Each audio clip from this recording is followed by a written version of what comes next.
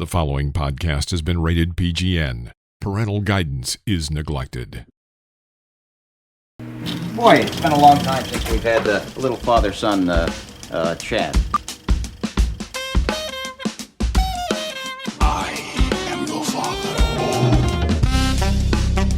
Father, if you can hear me, I failed. Don't let your mother smell that beer on your breath. She'll take it out on me. I'm here with my dad. I know what you're gonna say, son. And you're right. You're right. Who is your daddy and what does he do? I've abandoned my boy! Hey everybody, it's a PGN podcast. I'm Regan Burns. This is my son Jackson Burns. I just took a hit of protein powder. Jackson took a couple slaps of creatine powder straight to his mouth, get him pumped up for the show. We were just talking about that. Jackson, you like to take the creatine straight. You don't even mix it in a shake. You just pour that powder right onto your tongue. You dry scoop it. Just get it out of the way, man. You know, I mean, it's like semi-gross for like 2 seconds, and then I go about my day. Yeah. Did you ever do the cinnamon challenge? No. Did you ever? That wasn't when you. I like. That to was a think thing that for I'm like better a day. than that. I like to think that I'm better than that. Yeah. Oh, okay. I don't know. It just that's like people. I remember the news was like, oh my god, people are choking themselves on the cinnamon, and I'm like, all right. Yeah. Did anyone actually die from the cinnamon challenge, or is that an urban? I don't know, but myth? I think that it says a lot about the internet. That I think that if somebody did that now, no one would bat an eye. Where it's like, oh, this guy just ate cinnamon on the internet. It's like, all right, cool. Next, you know. Are you too young to remember the bucket challenge? No, not at all. I did the ice bucket. I did do the ice bucket challenge. Oh, you did, yeah. What was that for again? Is that bad that I don't even remember why we were ALS? Yeah, it was for ALS. That was the whole point. Remember. Was to raise the awareness for ALS, for Lou Gehrig's disease. Did we win? Did we beat ALS? I don't think so. But did it raise any money? People are more aware. Okay. I don't know if I it was wonder for if money. any wasn't for money. It was just, and now we're not aware of it anymore. Well, I was like aware. We were aware. I want to make it very clear that I was aware and that you were not aware because I'm not taking the hit for that. I know I was.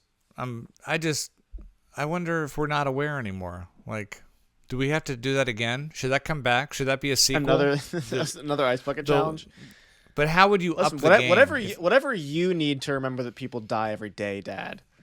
Wow. How would we up the water? So let's say a few more years pass and we go, people's knowledge of ALS has diminished. We need to bring that back, but it has to be 2.0. What do we have people do to themselves or pour on themselves? It's gotta be the cinnamon challenge. We gotta revive it. We would do a double revival. The cinnamon challenge? I don't know. What are your thoughts? What's your viral challenge going to be that you start? Well, going off the theme of the movie we just saw, I think dodging cars. Is that what we dodging traffic? for ALS awareness. For ALS awareness, we just videotape us dodging. Yeah, real life Frogger to raise no funds. We don't want to raise money to actually find a cure. Leave comments. Yeah, leave some links and comments down below of you dodging traffic for ALS. Yeah, that's it's a new trend I'm going to start. It is Parental Guidance Neglected. This is the podcast. Two generations, father and son, talking movies. I know I say it every time. Look, Jackson got his thumbs up going already over there. I didn't even do it that time. Yeah, you can be watching us on YouTube, obviously. You can see the episodes and see our two faces if you want to see us with really creative backgrounds behind us. Or you can be listening on Spotify or anywhere else that pretty much every podcast is available. You can find the PGN podcast. I say this every single time. I go, we're going to be back next week, and then we disappear for a month. Listen, this is what it is. I think from this point on, we are the surprise podcast. Like, when's one going to land, you know? With that whenever said, expect us. Yeah. Maybe we will be back next week. I don't know. We'll have to see. We have a lot to cover today. We don't want to make it one of these big long ones. Jackson, what are you going to a screening of again tonight? I'm going to a You're screening seeing of a movie something. that we previously I used as my Love It Like I Do pick. So if you want to see our review for that, go a couple episodes back. I don't remember which number, but I'm going to a screening of Don Hertzfeld's It's Such a Beautiful Day, and he's going to give a talk afterwards. And I think they're also screening, doing an early preview of his upcoming short film, Me, which is marketing as a horror short, animated horror short produced by, of course, the great Ari Aster. So a horror short of that next week. Wow, a short animated horror produced by Ari Aster. Ari Aster. I know I did talk about this. I did finally see Beau is Afraid, and we discussed that on a previous episode. For those not familiar with Ari Aster, Beau is Afraid was this big Joaquin Phoenix movie, Oscar bait last year that tanked at the box office and garnered no awards. And then, of course, he's known mostly for Hereditary and Midsommar. What is his next thing, Jackson? Have you heard, like, Eddington? Because I heard you told Eddington. You told me he was so depressed about how Beau is Afraid was received. Yeah, I had a buddy run into him in New York, and he was talking to him, and he seemed pretty down on his luck about how Beau is Afraid went. But he's got a new movie. It's a Western called Eddington. It's got Joaquin Phoenix back in the hot seat. I'm in personally, but we'll see how that goes. Timothée Chalamet playing Bob Dylan. Thoughts?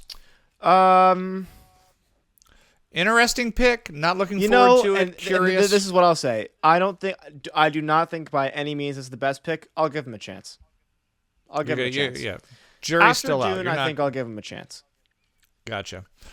I'm all over the map. Here's what's coming up. We've got reviews of some of the new movies that have been in theaters, some that still are playing. Furiosa, we're going to talk about in a little bit. Jackson's apparently giving thumbs up already. Every time I do this, I scratch my chest like that. It thinks I'm giving a thumbs up, apparently. So yeah, stupid. For anyone not watching, every time Jackson scratches his chest with his thumb up, he gets the thumb up icon, which basically is just his way of saying he loves me. Yep. We're gonna talk about Furiosa. I saw The Strangers Chapter 1, the supposed prequel, but not a prequel to the Strangers franchise. In a Violent Nature is an interesting new horror movie that is in theaters right now, as well as a small western called The Dead Don't Hurt. It's Viggo Mortensen's directorial debut. I also saw The Watchers in theaters. That's the new horror movie with Dakota Fanning from M. Night Shyamalan's daughter, Ishana. And then Jackson's got a few movies he's seen as well as a few that I've finally cut up on streaming. But it's fresh. It's the new episode of the week. We're going to jump right into it because Jackson and I just literally left the theaters. We walked in the door. We jumped onto our podcast. That's how excited we are to talk to you about the return of Will Smith to the big screen. It is the fourth installment of the famously popular Bad Boys franchise. Michael Bay has handed the reins off to a couple young gentlemen. Although I did just find out that these two guys actually did the last one as well. They did Bad Boys. Okay. For Life. I think was the last one. Bad Boys for Life. Okay, so my apologies to them. Michael Bay helmed 1 and 2. He's producing. Obviously still a part of it. He's got a cameo in the fourth one, if you know what Michael Bay looks like. This one is called Bad Boys Ride or Die. Nobody in my family had seen any of the previous ones. My wife might have seen part 1, but of course she doesn't remember anything about it because that's the way she is. So this was the first installment for my son Jackson. His first foray really into anything with Martin Lawrence. Am I correct? You were telling me that you don't think you've seen him in anything. The last movie I saw with Martin Lawrence was Do the Right Thing, which is one of my favorite movies ever made. So this is a bit of a departure from his early work, I would say. Yeah, but you never saw like Big Mama's House. That was like his big franchise when he dressed up like a big old grandma. Oh, okay. Bad Boys Ride or Die pretty much just continues the story from the previous one. Their Sergeant Joe Pantoliano is already dead. However, he does make some cameos in this as a ghost and videograms and I don't know, all kind. He's in it. Will Smith has obviously a very estranged relationship with his son that he did not know about, who was in prison for murdering Joey Pants. He's no longer in a relationship with his superior boss, Rita, who's now mixed up with a mayoral candidate, U.S. Senator. And I don't know how much of the plot is worth getting in here, Jackson. Pretty soon the bad boys are on the run. This is a movie that I think, for me, begs the question, what's going on? What's going on in America? What's going on in the business? Yeah, what's going on? But I don't. This movie has some very good cinematography, and I think that the production behind this movie, that being the production design team and the cinematography team, I think that they tried very, very hard to breathe some well-needed life into this movie through creative camera movement and interesting set dressing and scene design and all of that. And it's just not enough. I wish it was, but it's just not enough. This was a pretty tough watch. I heard you sigh about 5 times. Here's the thing that I also want to reiterate is that currently off screen, my hand is wrapped up in a big thing of ice because I got a massive bee sting on my hand, and my hand really bubbled up, like really is swollen. It's gross. It's gross. About halfway through the movie, my itch cream started wearing off. So I did spend a lot of this movie trying really hard not to think about how badly I wanted to scratch my hand. But I did still feel like I was paying attention. I understood the full plot. I understood what was going on to whatever extent you can. And it's just I don't know. I mean, I haven't seen the first 3, but if they were new characters introduced, I didn't care about them. I was never given a reason to care about them. There's a very weird B plot where Will Smith has panic attacks, but it's never really addressed in any meaningful way. Yeah, I would not rush to the theaters to see this anytime soon. I had and I have a few questions about the film, Jackson, before we get our scores and everything. Sure, great. But I will tell you this. I had a friend that I was talking to online just recently who said they are convinced that the last Mission Impossible movie, Dead Reckoning Part 1, where he drives the motorcycle off the cliff, they are absolutely convinced that script was generated by AI. They watched the film and they said, even though the villain is AI, they feel like it was created by AI. They're like, everything felt AI. And I went, I don't know if I think Tom Cruise. I don't see Tom Cruise doing that. He's too big of a movie buff to. Yeah, I kind of disagreed with him. I said, it's not the best Mission Impossible movie, but it didn't feel quite like fill in the blanks of an AI machine. Sure. This one did. If someone told me, spit in Will Smith, Martin Lawrence, cops, Miami, cartel, sub-characters, this felt like something that AI would create, script-wise. Yeah, you're right. And it's interesting because we saw this in a fairly crowded theater. I mean, it wasn't packed, but it was about half capacity, I'd say. Crickets, man. Oh man, it was real quiet in there. Not a single, maybe a few nose snorts from a few people around the room at some points. But man, it was really struggling to get a laugh out of anybody. Yeah. I think that you could say, not that it was good, but it definitely, I don't want to spoil anything. I'd say it pretty much jumped the alligator at the alligator. Would that be safe to say? I mean, there's a point where you go, there's nothing to be saved now. You just know where it's going. It's very formulaic. You know who the bad guy is off the bat. You know it's like, all right, there's a big crocodile. I wonder what's going to happen with the big crocodile. What do you think about the chemistry between the two of them? I mean, do you think with a better script that it would be good, or is this a good pairing? It's hard for me to say because I haven't seen the original. I don't like Will Smith very much, and so I always think that he kind of defaults on doing the same straight man in a lot of different movies. I know that. I don't know. I don't know. I don't. Yeah.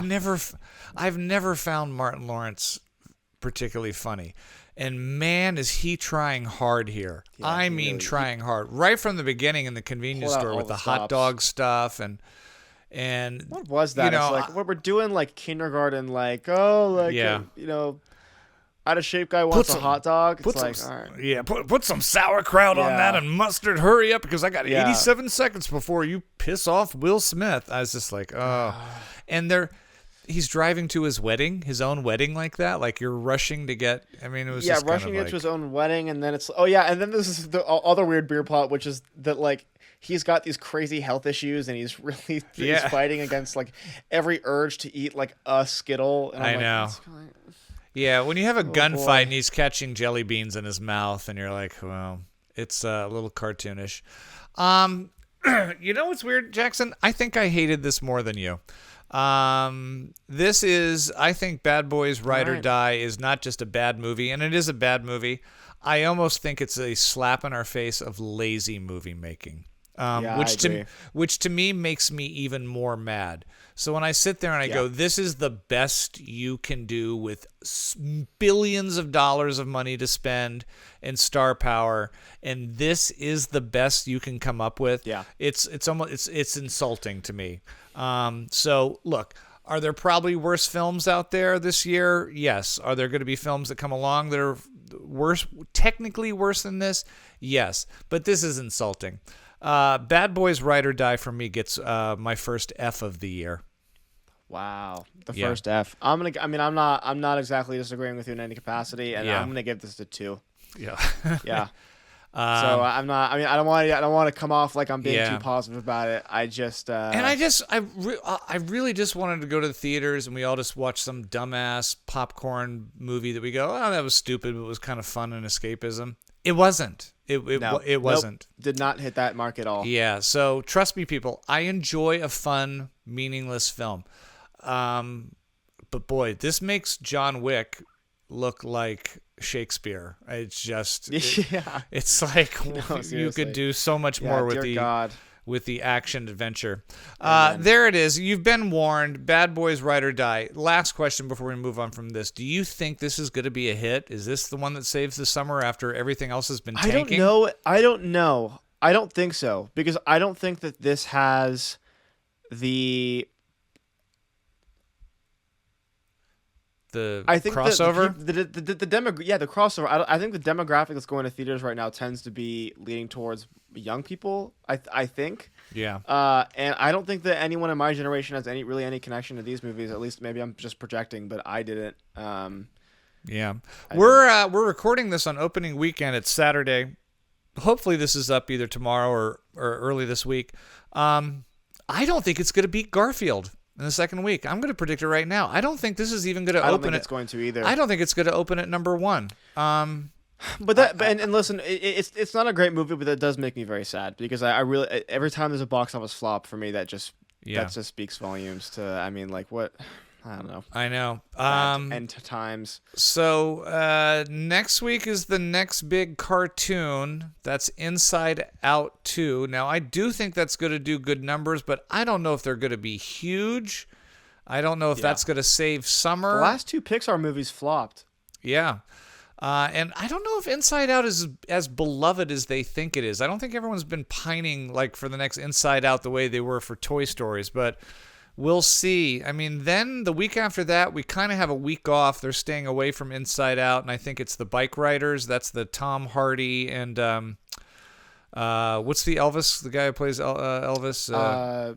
Austin Butler. Austin Butler, 50 Bikers movie. That's really the only thing that's opening up that weekend, along with The Exorcism, which is another Russell Crowe weighs way too much now and does I've Been Possessed movies. So you have to look to the week after that, which is A Quiet Place Day 1. That'll be the next big one. Is that going to be? I know you've lost all interest in that, but is that going to be a big hit? Why do I care about the story of some random... I don't know what it is with all of these movies trying to do these like spin-off franchises. Yeah. If you're going to make a sequel to... Because A Quiet Place 2 kind of leaves off on another like cliffhanger, just like the first one did. Yeah. If you want to make another movie in that franchise, then make the sequel to that. I don't care about what the hell all the other people in New York were doing on that time, because you want to know what? I've seen that movie a million times. Yeah. For me, and this is me being honest, I haven't seen the movie. I would put money that this was a script for a completely different movie, and they didn't know how to market it, and they said, we'll tweak it a bit, we'll call it A Quiet Place Day One, and it'll be a prequel. Let's pitch it like that. Maybe. That's my because I don't understand who was like, we gotta know what happened to some other character on day one. We gotta know. Yeah. I think this is, I'm going to predict it right now. I think we're going to go Inside Out 2, which I think is going to do really well, but not like phenomenal the first week. And I think it will be steady. I think that will be a steady, like at the end of summer, you'll go, well, Inside Out 2 played for a while. Every kid in America saw it, and it will do fine. I think the week after will be slow. The Bike Riders isn't going to do anything. I think that A Quiet Place Day One will do really good numbers the first week. And unless it's a critical darling, and then I think that will probably start to drop off a bit. I think if there's a movie that's going to be the big thing of summer, I think it's going to be Wolverine and Daredevil. I mean, whether or not you're into Marvel anymore, I'm talking from a numbers perspective, not an artistic. Yeah, I know. It's just not hard. It's just difficult. I have a feeling that's going to be if there's going to be a one. I don't know what else it's going to be, because believe it or not, we're going to be on July 4th pretty soon, and then we're halfway through the summer. But you're looking at The Fall Guy didn't do well. Furiosa didn't do well. I don't think this is going to do well. I mean, we're not doing well at the box office. Anyways, that's a little box office tangent there. We'll see how it goes. And I'm still hoping that there's going to be some smaller film that rises up that no one's heard of. Possible. We're going to talk about Furiosa in a bit. We already kind of hinted, everyone knows by this point in time, it was one of the biggest box office disappointments of like the last 10 years. And certainly a massive disappointment for the studios. Did it deserve to be a bomb or not? We'll find out in a little bit. But before that, here is one of those smaller films that I know Jackson was very interested in seeing. I was semi-interested. If you haven't seen it or heard about it, it's called In a Violent Nature. This is another film from, it's A24, I believe, Jackson. They seem to be the only other studio in town that's doing anything small. It is, but I think it's a Shudder that was picked up by A24 for distribution. Yeah. So this is a film that's going to be on Shudder's premiere channel if it isn't already. But they put it out in theaters for a couple of weeks. The big twist on this is that it's your typical Friday the 13th 80s slasher film, but it's told from and shown from, well, at least some of it, and I have a couple problems with that.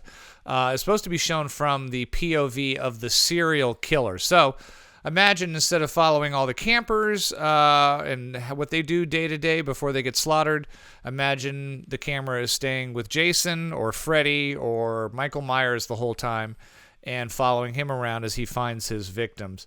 This is about a killer named Johnny who is resurrected from the dead after a gold locket is stolen from his point of death and gravesite that belonged to his mother, and of course supernatural forces force him to wake up and to go find the gold locket and take it from his mom. Of course there's some local yokels and a forest ranger, and of course some campers who at some point tell us the story of Johnny and how he came to his demise. But all that's kind of irrelevant. It's really simply about the kills, and there's a couple kills to talk about. And I think I'm just going to call it the gimmick of shooting it this way, because I don't think it's as artistic or as creative as they maybe wanted it to be. But that's just my initial thoughts. Jackson, directed by Chris Nash. He's a special effects guy. He also wrote it as well. It's called In a Violent Nature. You were excited to see it. What were your initial thoughts? I was. In a Violent Nature. So I'm going to start with the things I liked about this movie. Okay. I think that A, it's a unique concept. I was very excited to see this. B, I thought that the guy who played the killer was phenomenal. I thought that his body language was incredible, and I liked the fact that despite having literally zero lines, there's a lot of times where just by watching him move around, you can kind of already get into his head and tell what he's thinking, what he's doing, how he's taking in the environment. Mm-hmm. I like the cinematography a lot. It's a beautiful looking movie, shot really, really great. You're running out of things. And then it doesn't do anything with it. there are so many moments of genius. I won't say genius. There's so many brilliant moments in this movie that I loved. I thought that there was a lot of interesting choices made by the filmmakers. I loved the beginning. I loved all the moments of like the juxtaposition of this brutal serial killer walking through these beautiful nature scenes. I thought was so well done. A lot of really great, interesting choices of where to put the camera, specifically during the what do you call it? One of the kills, lake scene. Yeah. Just to stay wide and have him just kind of puddle in the foreground. I thought was really interesting. The dialogue in this movie is so atrocious, and it makes it feel like a satire. I think this movie, because it's like it's almost like it's doing. You start out and it's like, oh my god, this is such a cool concept. You're with the serial killer the whole time. What are we going to be in his mind? Like, where are we going to be in this movie? And then throughout it, it's like, is this just an homage? Is this just an homage to 80s slasher movies? I think it was. I personally, I'm not a big fan of 80s slasher movies. I'm really picky about them. I like the first Halloween a lot. I'm a big John Carpenter fan. But outside of that, those kind of slasher horror films just are not my cup of tea. And this just turned into what basically was essentially just a constant being like, you see what we did there? It's like Friday the 13th. Remember when those movies were big? And it's like, right, but what I thought we were doing and this is my last thing I'll say. Wow. One, I've never seen a movie drop the ball this hard with an ending in my life. I mean, who made the choice, and I don't think I'm spoiling much here, to end a slasher movie with a 15-minute monologue from a character that we literally have no stake in? Super weird. Weird ending. Choice. Horrible ending. Yeah. And it sucks because sorry about that. No, go on. The last few moments I thought were really interesting, where you kind of have this like moment of like clarity from the victim of like, all right, well, like what now? There's a big what now question posed at the end of this movie that I think really would stick the landing, but it's totally bogged down by this crazy 15-minute shot car ride monologue. Yeah. I hated it. But before I get into all the reasons I hated it, I as far as the dialogue goes, I think that, and I'm going to give them the benefit of the doubt here.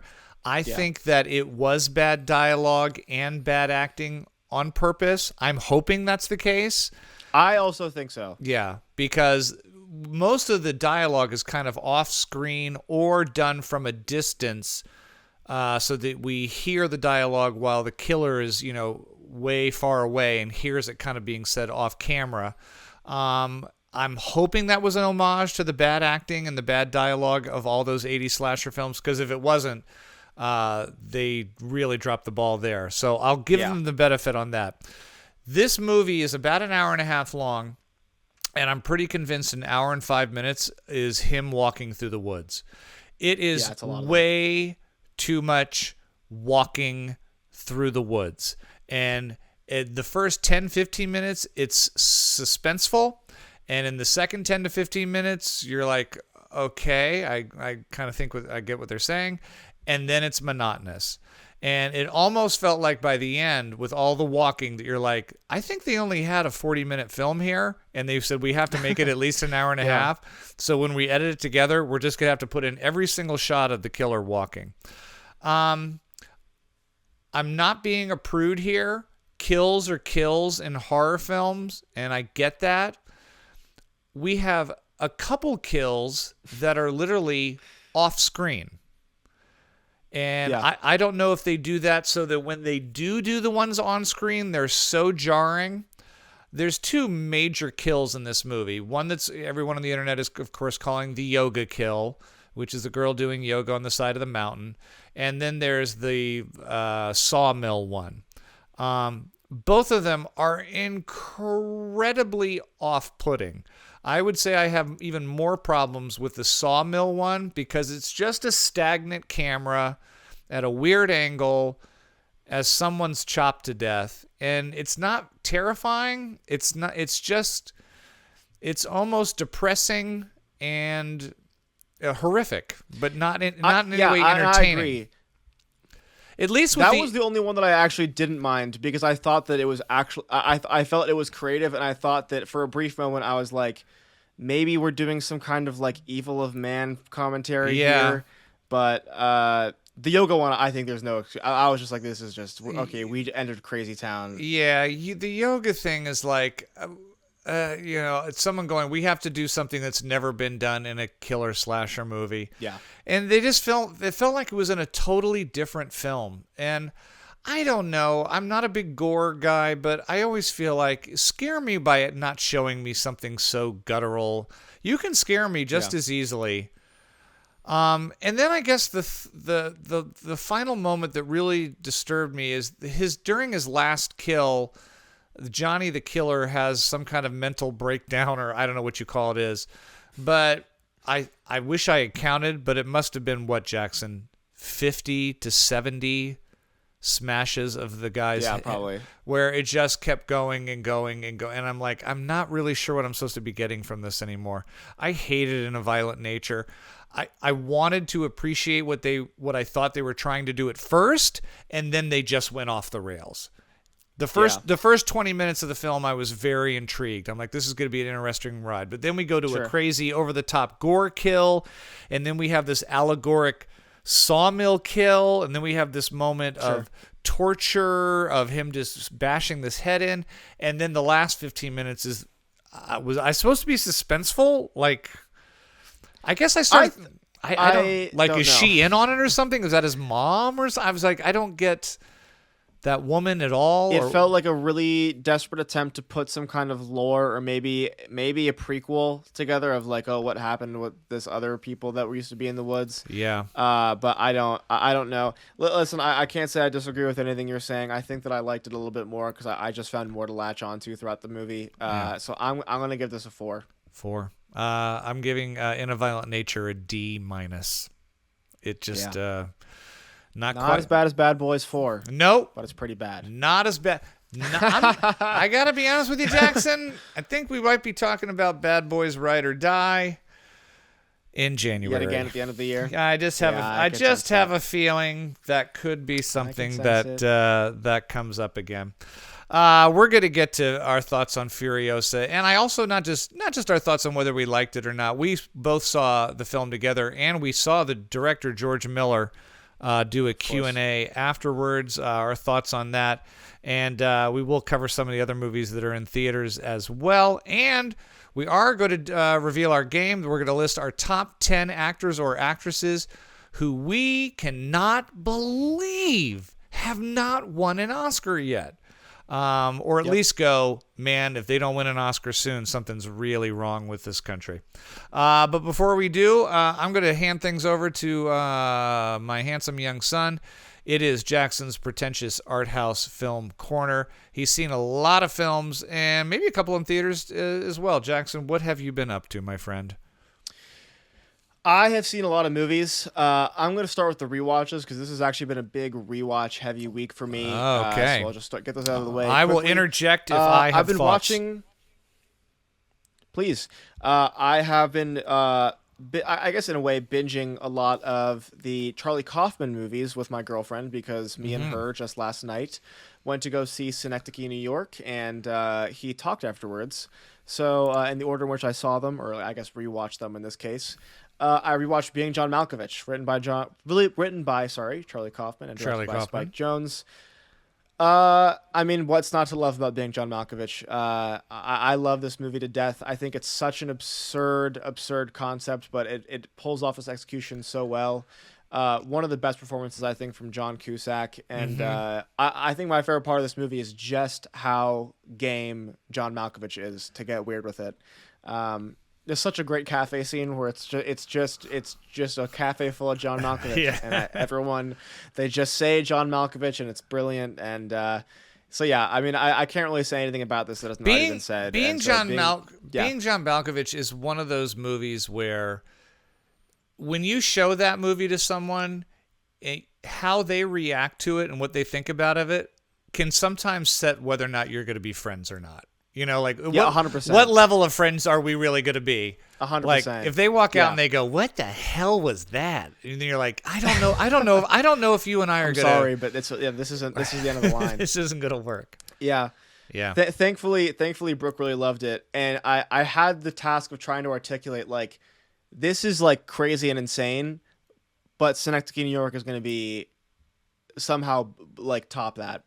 Okay. We also sat down and watched Adaptation, which you don't again, like though, do you? No, that's not true. I don't think it's his best. I think that he has better than that. Okay. And I still agree with that after a rewatch. This is yet again written by Charlie Kaufman and directed by Spike Jonze. I think, again, my favorite parts of these movies are when it really just leans into the meta. I love when there's this moments Nicolas Cage plays Charlie Kaufman in this movie, desperately trying to adapt a book called The Orchid Thief, which is a real book in real life. And I think the most brilliant moments of this are the moments where we're kind of breaking the fourth wall, where you get Nicolas Cage talking into his recorder saying, all right, we're interior, bedroom, night. And it's like, oh my God, that was the scene from the first part of the movie. It's funnier than I remember. I found myself laughing more often than I had remembered laughing. And but there's still a piece of me that was like, I wish that it would have just gotten a little bit crazier with it. Huh. Maybe it's just my love for when he goes off the rails, but I loved it. Yeah, no, I mean it's still a good movie. I think I'm gonna give Adaptation a 7, but I think that having seen most of his movies, I think that it's not towards the top of my list. Okay. And then of course I rewatched Synecdoche, New York in theaters. It was my first time seeing it in a theater. It was on a beautiful 35mm print, which I was very excited about. This is my first time crying while watching this movie. This movie had a deeply, deeply profound effect on me this time around. Wow. I had a really hard time keeping it together during the Kaufman talk because I was just a lot of thoughts going on in my head after this one came on. It's no surprise that this was playing during American Cinematheque's quote unquote bleak week. They do this every summer. It's just a week of showing movies that'll get you down, and Synecdoche is absolutely one of those. Philip Seymour Hoffman has just, shocker, a brilliant performance in this movie. And the crazier it gets, once again, the more I'm in. This is bar none my favorite Charlie Kaufman movie, although I have not seen Anomalisa, but Synecdoche, New York for me gets a perfect 10. Wow. Did you cry as hard in Schenectady, New York as you did in Bad Boys Ride or Die? Bad Boys Ride or Die, I cried. That was more of a cry of desperation. Plea of please. No, those are more pleas of help. Let me out.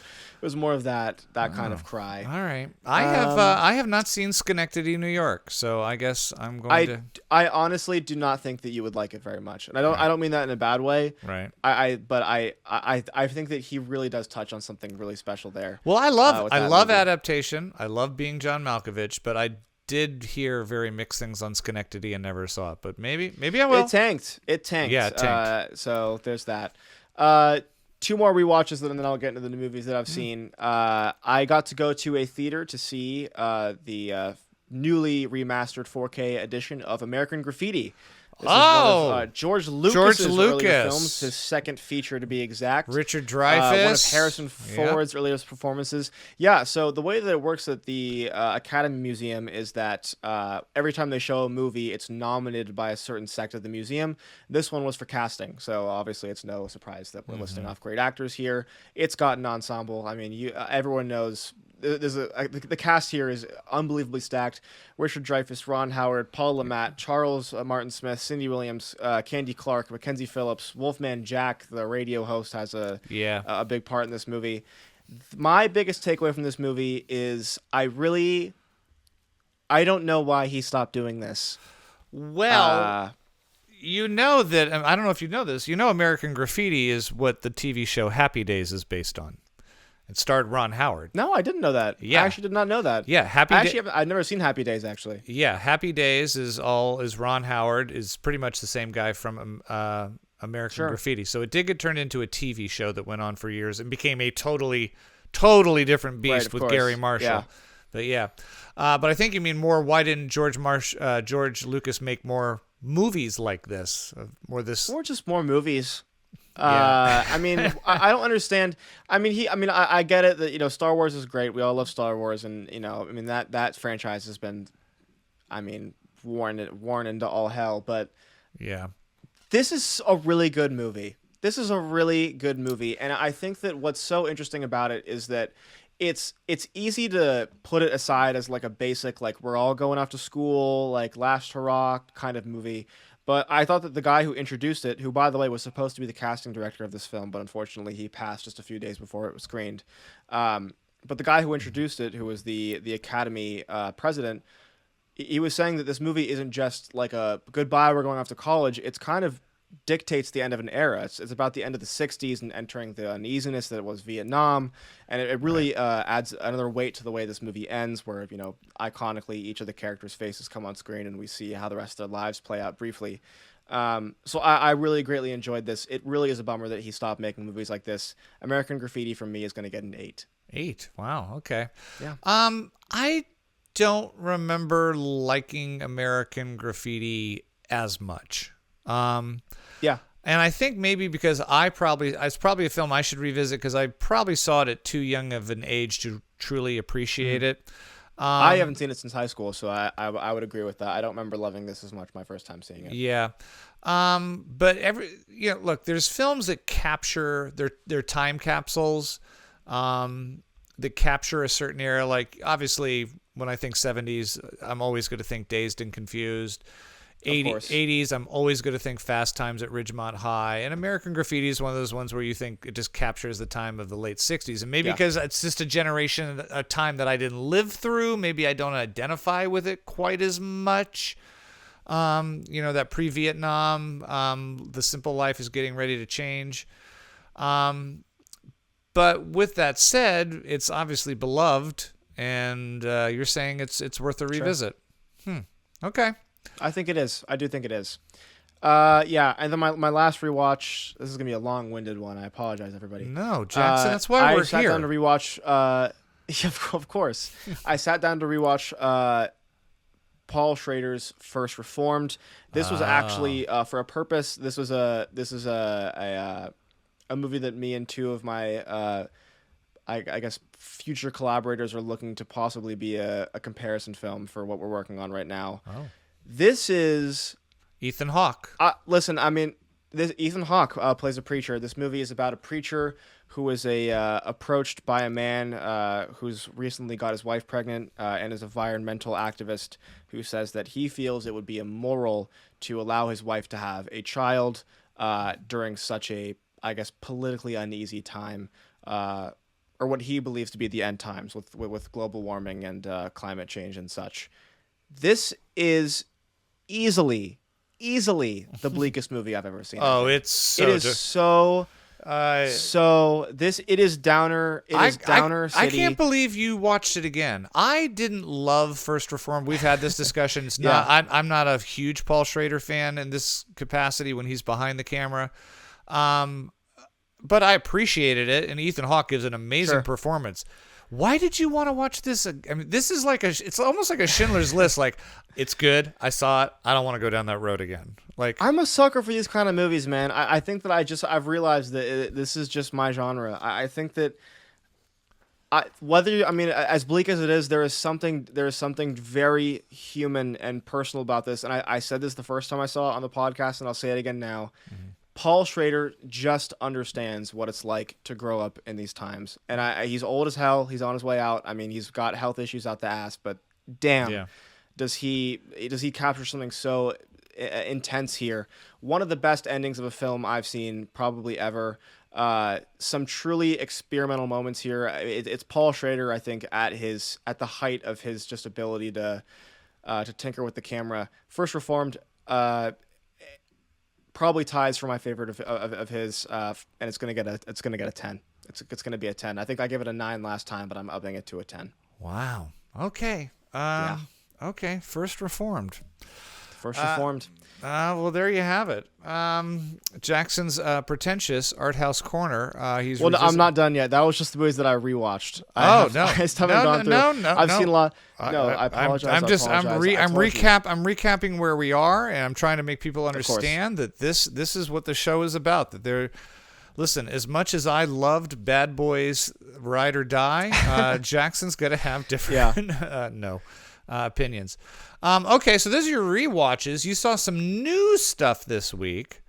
I did, or new to me at least. New to you. And what did you load in? All right. Tell me the film, and then I'll tell you whether I think you loved it or didn't. Let's do that. Tell me the Conversation.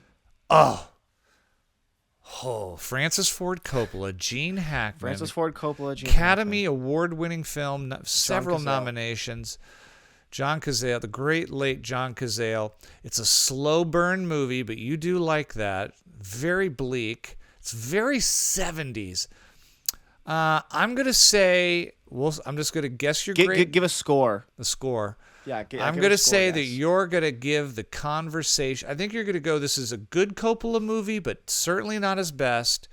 And you're going to say, oh, you know what? But The Conversation is loved by film students. I mean, that's a lot of people bring up The Conversation. I'm going back and forth, but I'm going to say you locked in at a 8. The Conversation, I gave an 8. What? Hello. Who knows his son? What did you think of it? It's all about listening and microphones. It is. I mean, I've seen. Funny enough, I have seen a clip from this movie. My sound professor showed because he was like, "Look at this! They put us in a movie," which is like, all right, cool. Yeah. I watched this right when kind of the Megalopolis hype from Khan started coming out after that whole debacle. Megalopolis Megalopolis, for those who don't know, is Coppola's much anticipated upcoming film that's shown at a few festivals and already has controversy around it as well. But go on, just so people know what we're talking about. Yeah, of course. The Conversation. I don't remember where I was going with this. What's not to love? I mean, I wanted to revisit all the Coppola movies, the classic ones that I've missed, because I have seen obviously both The Godfathers and Apocalypse Now, but outside of that, I really haven't seen any of his movies. So I thought this was important, and I'm a huge fan of John Cazale, and this is the one big one that I've been missing. So I thought I'd give it a look, and sure enough, I mean, I greatly enjoyed this. A brilliant ending. I loved the way I think that I really enjoy watching movies about one guy just unraveling. I think that's so interesting. Yeah. And I mean, Coppola really does that well, especially here with and Gene Hackman. I mean, what's not to love about Gene Hackman? It is a slow movie though. It's not a. It is. It takes its time. Yeah. It takes its time, but I didn't mind. I was there for it. It was not a massive box office darling. It did okay. It was certainly well received by the critics. It got a lot of awards, but it wasn't a runaway hit by any means. I think it's unlike a lot of Coppola's other movies. I feel like there are some comparisons to Apocalypse Now, in that it's about one man's journey into madness. Almost. Sure. And I think that's about where the parallels end. But he does seem to be fascinated. And you can kind of say that about Michael Corleone and The Godfather as well. It's his journey into evil. And then obviously part 3 is about redemption. I don't know.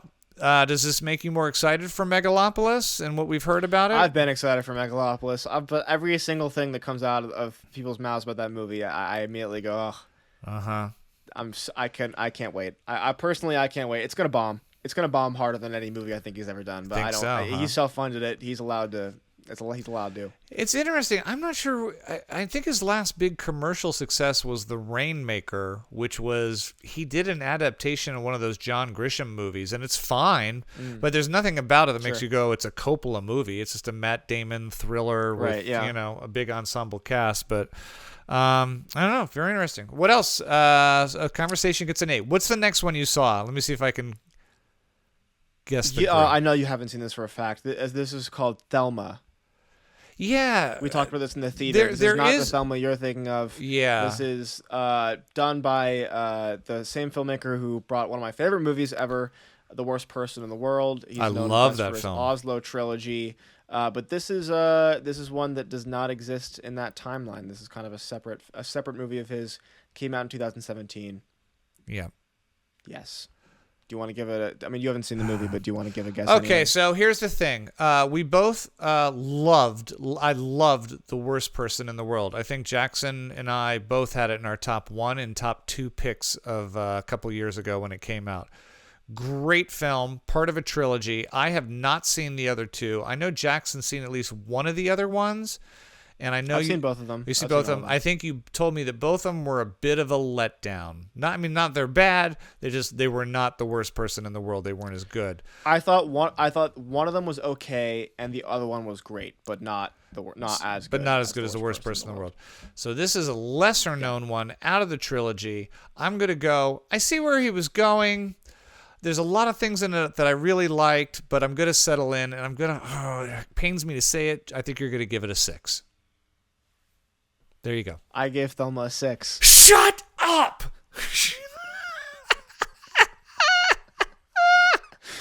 All right, 2 for 2. Shut up. 2 for 2. Dad, would you believe me if I said that this movie is a supernatural lesbian film? Oh, which is gonna download it tonight. What you would expect.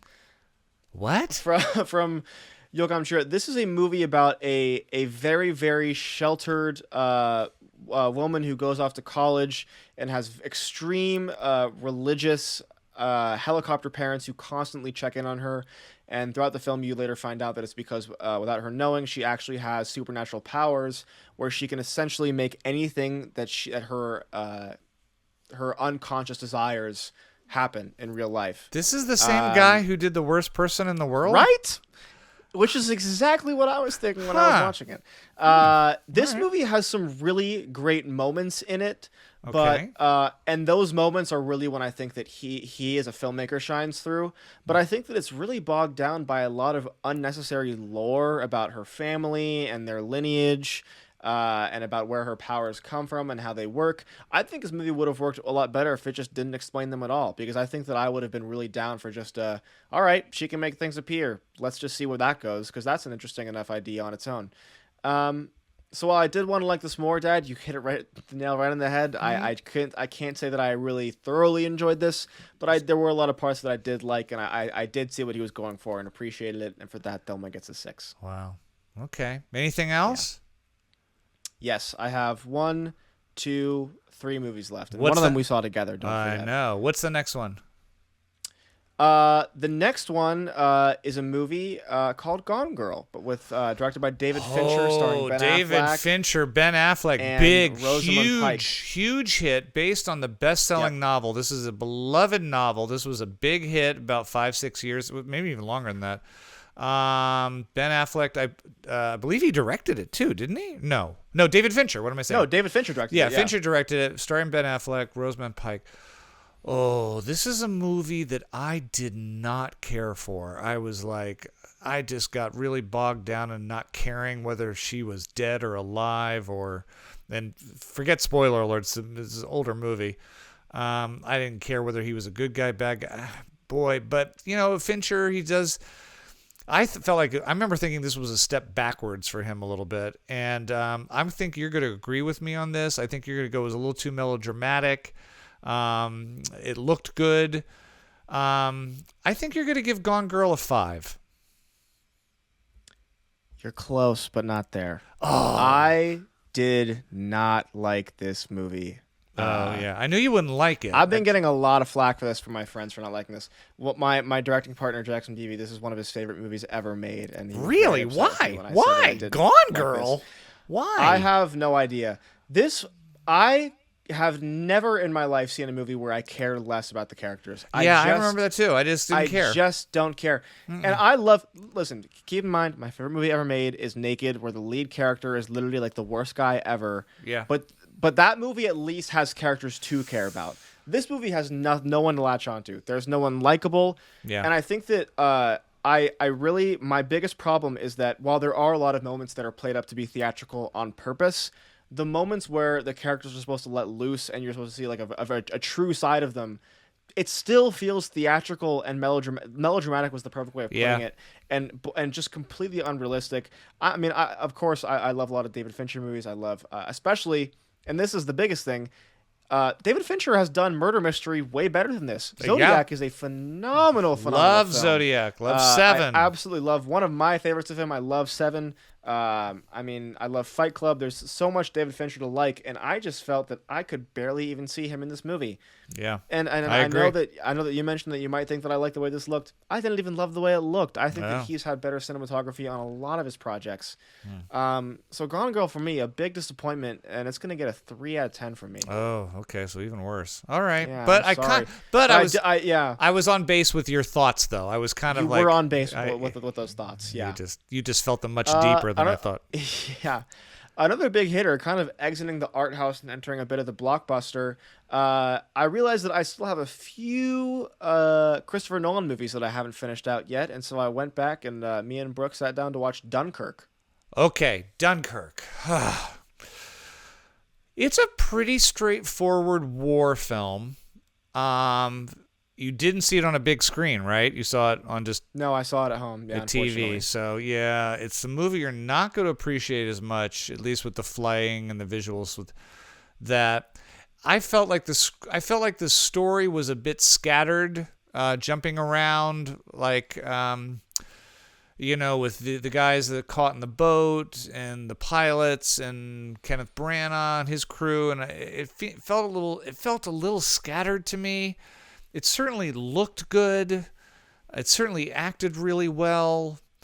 I have a feeling you don't tend to really gravitate towards war movies, and I feel it's one of Nolan's more traditional films. I think that you appreciated it.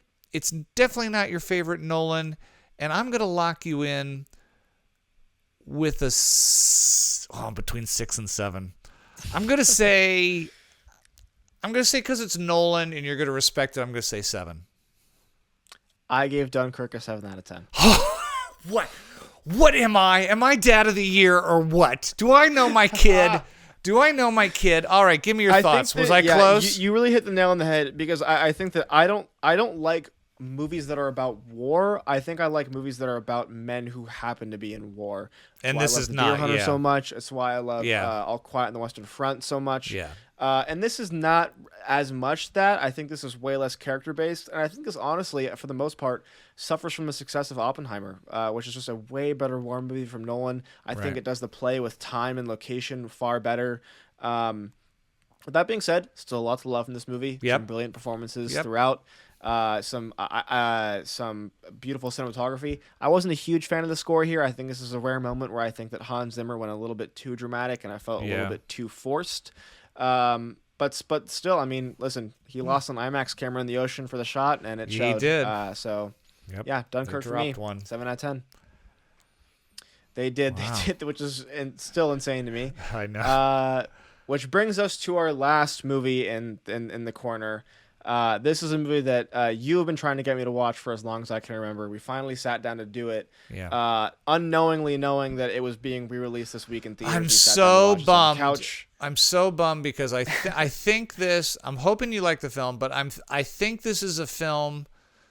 It's an Run Lola Run is another capsule film that I think does capture a particular point in time. I think a lot of kids nowadays would watch it and be like, why didn't they just call on their cell phone? Or what? It's like, it's before any of that's possible. I think it definitely captures a period of time in the early 90s, even though it obviously it takes place in Europe. But I really think it's would have been even more appreciated on a big screen. But with that said, I love Run Lola Run. I think for its time it was so inventive. It's been copied a million times since, but if you can understand that it was unique for the time, and the score is amazing. It's such great music. I hope you appreciate that, even though it might not be quite your genre. Although some of it's a little weird. There's some weird techno. Boy, what are you giving Run Lola Run? I would give Run Lola Run for me, it's an A-. Yeah. Sure. For your curve, I'm hoping you're coming in. I'm hoping you're coming in at least an 8. I'm gonna go 8. I'm gonna lock. Man, if it's 6, 7, I'll live with. 6, I'm gonna be depressed. 8, I'm hoping. I'm gonna go 8. Unfortunately, you're gonna have to live with my 7. So you're close. Okay. You're close. Here's the thing. Here's what I'll say. I can very, very much see this bumping up on a rewatch, because I think this is a movie that is the kind of thing where it's like you rewatch it and you notice more things and you catch more things. Because this is the definition of a fast-paced movie. It's this very thing fast, flies by, and it's short. It's only like an hour and a half. But it's got the animation and the music camera and work in it. Yes, the camera work. Listen, I'm telling you. She runs differently every time. Like the second time she trips and they do it all again with her kind of running with a limp a bit. It's like and then everyone's life changes just because of a couple split seconds. It's all right. I'll live with a 7. I'll live with it. I think you need to watch it again. I agree. I think one of my biggest takeaways is this movie is absolutely influential. I mean, there is Gaspar Noé written all over this thing. Yes. I mean, it's literally every single aspect of this filmmaking is found somewhere in this movie. I love the play with time. Some of my favorite parts of this movie, though, is when it chooses to slow down. There's some very brief moments where they're just kind of laying in bed talking as a couple, and I think those are really the moments where you get to actually see those characters, like how they interact outside of such a high-stress situation. Yeah. I think that what really brought my score down is I think that even though this is a fast-paced movie, there are some moments that meander for me. A lot of interactions with her dad that I think it could have been cut down a bit. Some relationships I feel like could have been cut or at least adapted to make me a little more involved. But with that being said, there was still a lot to like about this. Ronald the Run, 7 out of 10. All right. You watch it again. Watch it again on the big screen. You'll give it an 8, 8.5. Yeah, okay. All right, yeah. If I have time, I'll go out and see it, for sure. Yeah, there you have it. It is the PGN podcast, everybody. The longest-winded art house corner maybe ever. No, not at all. People love that. It's their favorite segment. You should see I get thousands and thousands of messages. Enough of you. Shut up with the movie. We want to hear what Jackson thought of that 1960s Coppola remake. I kept it pretty. It was pretty commercial this week, I'll say. Yeah, I know. It could get weirder. Well, it's summer. You got to see the big summer hits or whatever. Yeah, that's true. I got my thoughts on a couple of new movies that are playing right now. I'll get to those in a second, but let's talk about the one that I kind of teased earlier. Jackson and I went to the Directors Guild of America and saw Furiosa, a Mad Max saga, which is the prequel to what I think is one of the best action films of all time, Mad Max which I second. Fury Road. Such an incredibly well-made, perfect action movie. That's easily a solid A, if not A+, on my thing. This is, I would say, the much anticipated by diehard George Miller fan movie. Apparently not much anticipated by America because it tanked at the box office. And I don't think that was fair necessarily. I don't think this is a movie that deserved a tank, but I do think this is a movie that let me down in a few ways. That's not to say I'm not recommending it. That's not saying it's not redeemable. But it certainly was not the perfect film. Obviously starring Anna Taylor-Joy as the young Charlize Theron character Furiosa from the last one, and Chris Hemsworth in what I think... Look, everyone is saying this is arguably Chris Hemsworth's best performance, and I agree. But let's also not forget, he's really only played Thor, okay?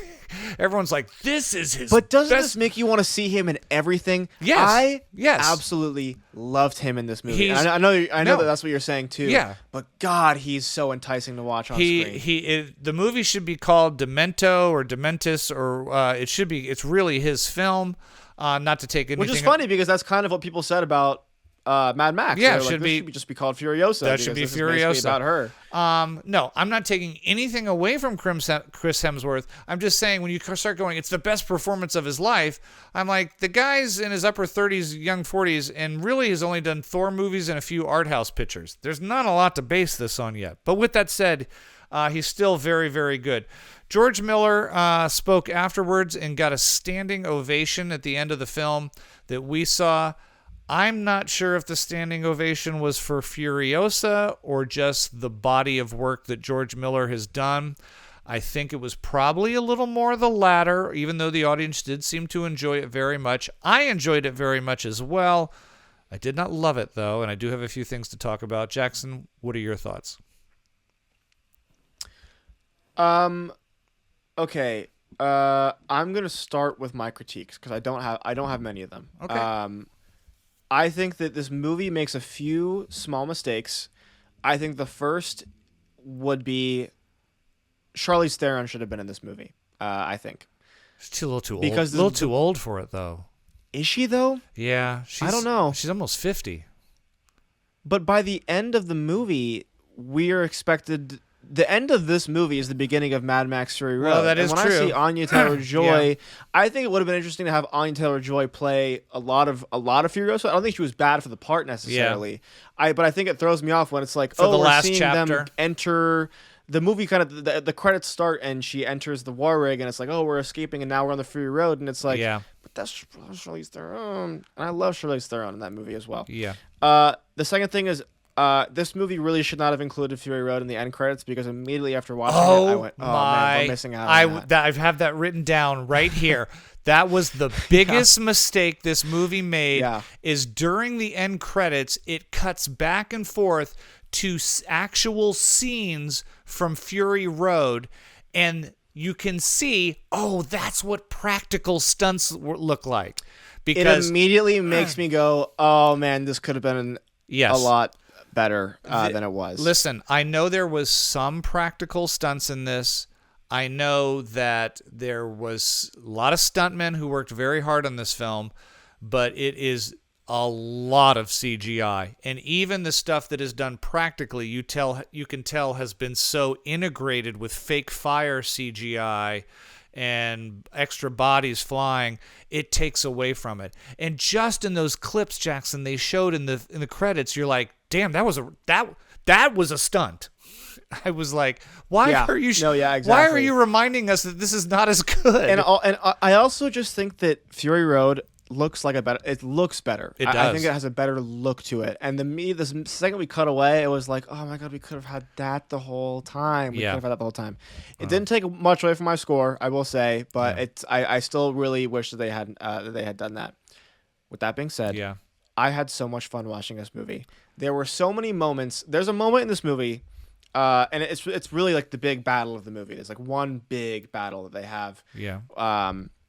With the Octoboss, they call him, which I think the names of this movie were also awesome. But where you're seeing these guys on motorcycles next to the truck, and they deploy these parachutes, and as they go up, the camera's going up with them. We pan all around. I mean, George Miller knows how to move a camera. I know that most of the time we are sharing a virtual space here. With that being said, like the camera movement in this film is still phenomenal. The ending of this movie, I thought, was also brilliant.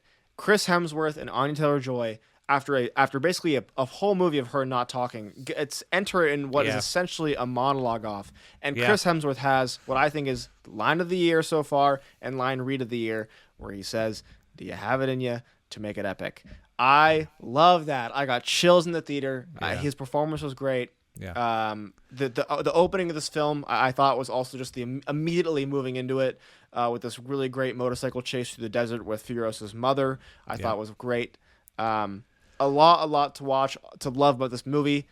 Some points off just because Fury Road exists, unfortunately, and it's got a lot to live up to. And if I wish that there was a little bit of extra work put into this. Maybe some of the stunts weren't possible with what he wanted. There's a lot of flying in this, which is not something that was present in the last one. But my heart yearned for the Fury Road. You know, it's interesting that you talk about how much you like the ending, because the last 10 to 15 minutes of this movie are the most calm, non-action, and I think that threw a lot of people. They're like, they always expect like the big bang at the end. You get that big bang, it's there, but there's a huge epilogue here of, like I said, just speeches and the two of them through the desert together talking to each other.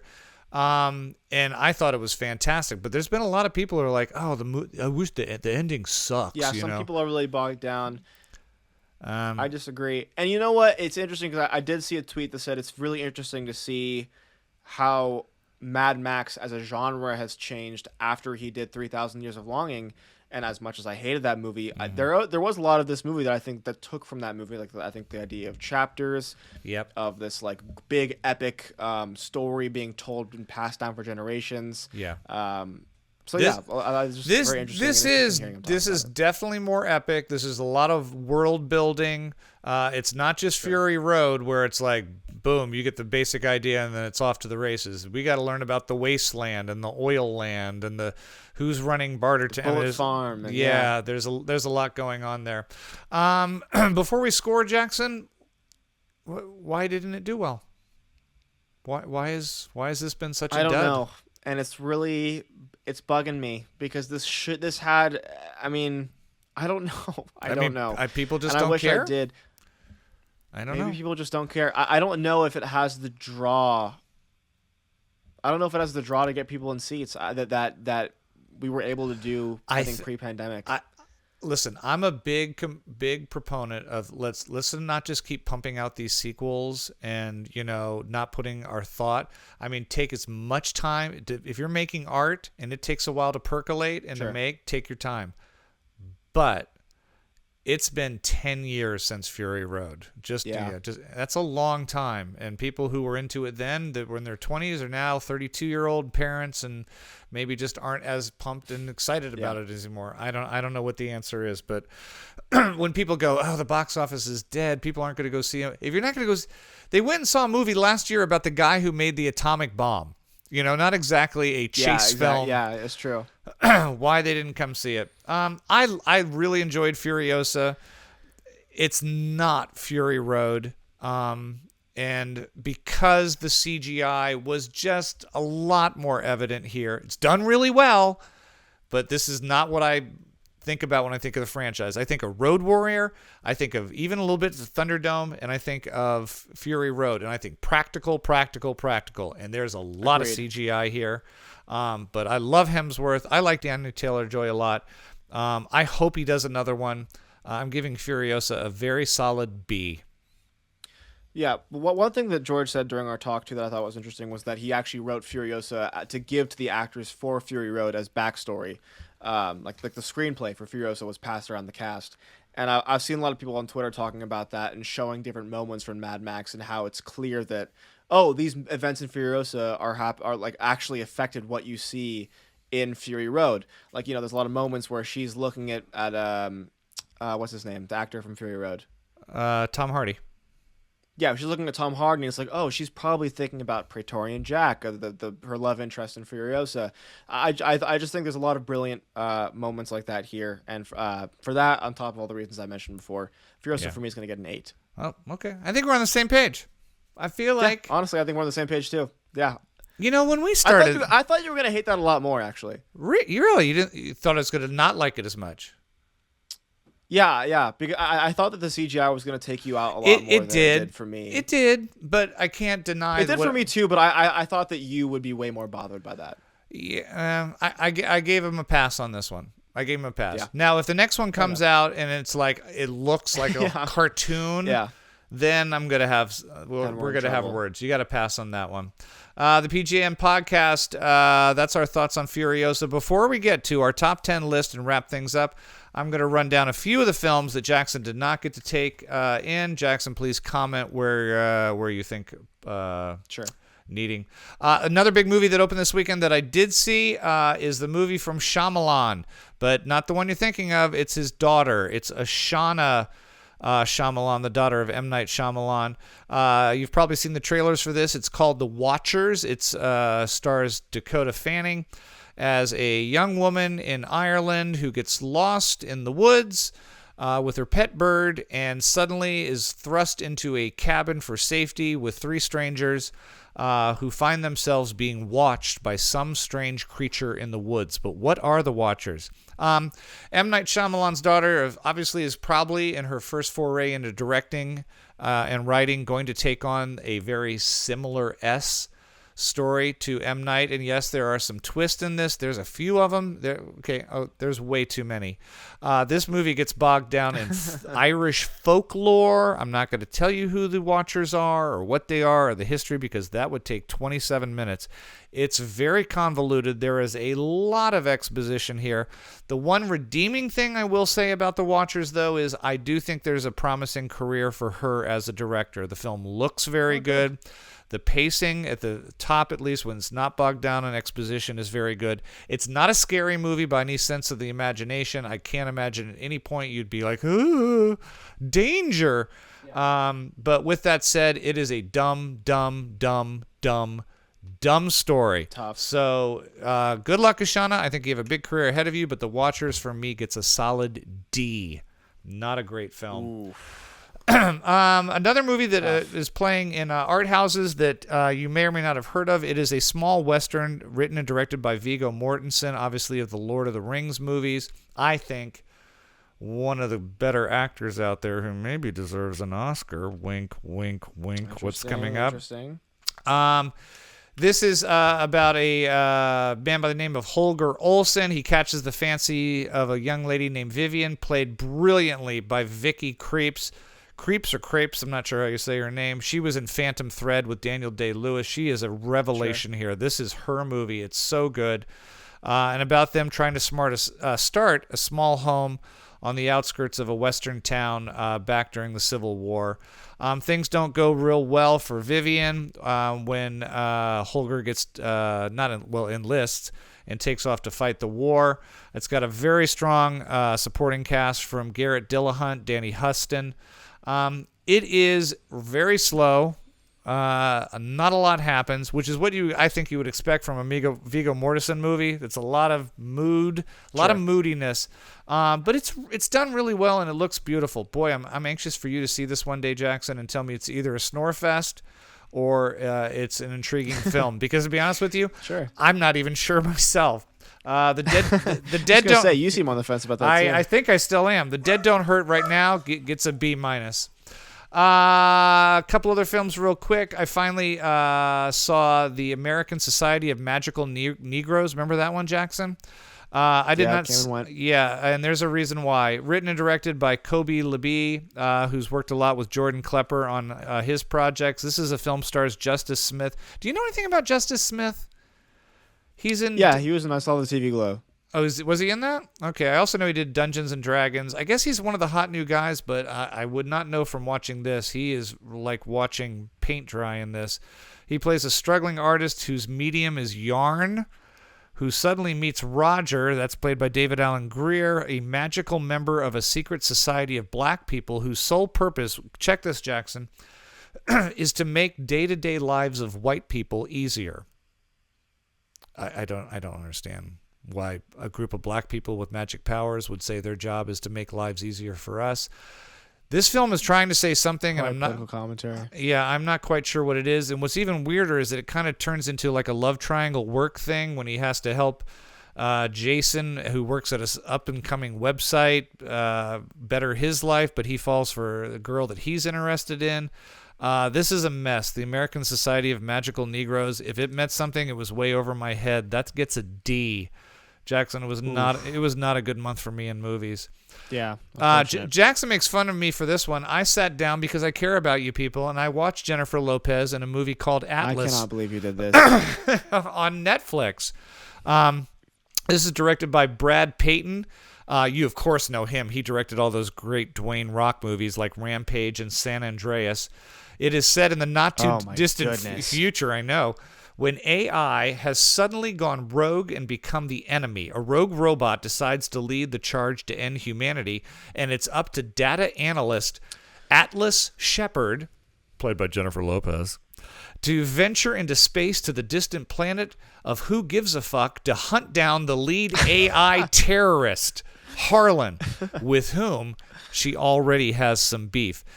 Jennifer Lopez spends pretty much this entire movie inside a giant AI robot. So the entire I've heard from some people that this is what 90% of the movie is. Yes, that is exact. If you're watching Jackson, Jennifer Lopez, yes, it is her and a giant AI robot. Obviously filmed on one sound stage. She probably did it in 3 days. This is a train wreck. The only reason I'm giving this a D- is because it's not called Bad Boys Ride or Die.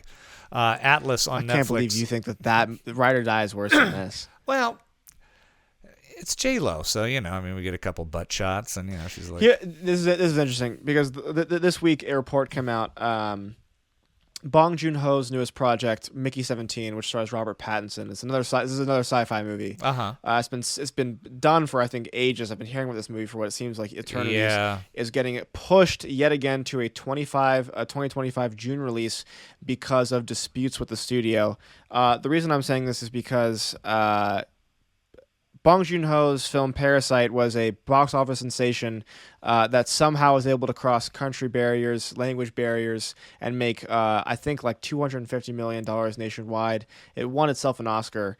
He's having trouble getting his movie made. And Atlas just came out. So, guys, make sure you go see Atlas on your TV screens. On Netflix. On Netflix. Did you hear what Ted Sarandos just came out and said, by the way, CEO of Netflix? Oh, no. What? He wants to kill box office. The future of movies is the future of theaters of movies is no longer theaters, and that his son, who is apparently an editor, watched the film Lawrence of Arabia on his iPhone and thought it was phenomenal.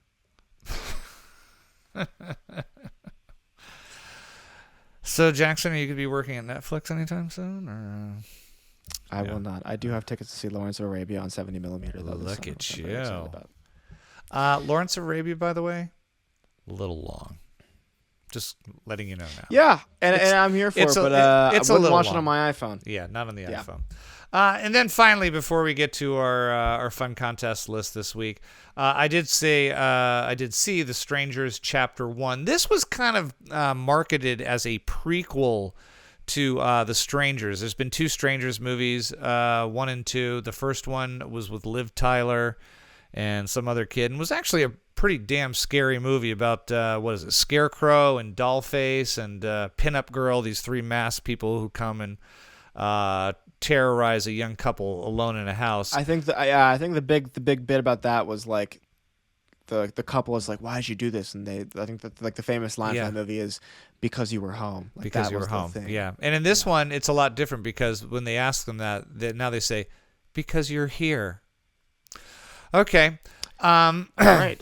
I think the saddest thing about this How long do you think the writers sat in that room trying to think of what the response was going to be for that to end up on because you're here? Not very long, because this is not a prequel to The Strangers. This is a remake of The Strangers. It is the exact same film. What's even sadder is it's directed by Rennie Harlin, who has fallen way from grace. He, of course, did Die Hard 2, The Long Kiss Goodnight. Oh, my God. Yeah. What? I know. Deep Blue Sea, Cliffhanger. He was the action guy back in the 80s and 90s, and he's now doing this franchise. They have already shot Chapter 2 and Chapter 3, so if you're wondering if a sequel's coming out, they're going to put them out somewhere. Again, it's not a sequel. It's Although just it probably won't be theaters, considering how this one did. No, probably will not. It's pretty bad. The only reason it's not getting an F is because it's not called Bad Boys Ride or Die. The Strangers Chapter. You would hate that movie, man. I did you not hate it. I really, at one point, I wanted to lean over to you today and go, "Do you want to go?" And you probably would have said yes. I probably would have said yes. Yes. The Strangers Chapter 1 gets a D for me. So. Look for The Dead Don't Hurt.